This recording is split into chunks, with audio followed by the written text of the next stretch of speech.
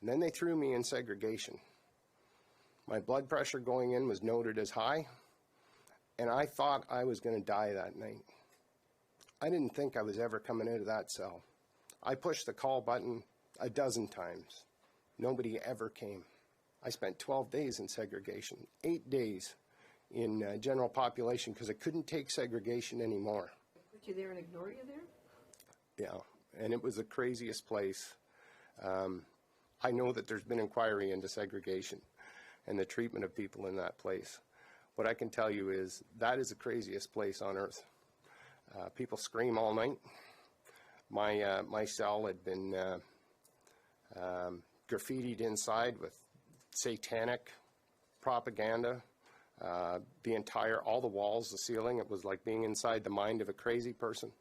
People kick the doors and scream, and it sounds like they're being tortured 24 hours a day. Most of the people in there, I would argue, are guilty of being sick.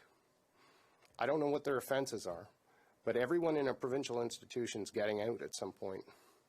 And these people and what they're being treated to, I can tell you, that represents a real danger to society. That's another, I know that's a separate issue, but that's the treatment I received. Lights never go off. We were told in the case of Omar Khadr that you know, being subjected to 24/7 light, 24 hours, 7 days a week of light is a form of torture. Well, that's what happens in segregation. There's no beds, there's no pillows. I was interviewed by the doctor, and I said, look, I feel like an old man. I've never hurt so much in my life. Every bone in my body, my back was hurting me so bad I could barely stand up. And I asked for some form of pain medication, some form of a mat or a mattress, anything, so that I wouldn't be in so much pain. And he said that they don't have those resources. There's nothing they can do. That's what I got.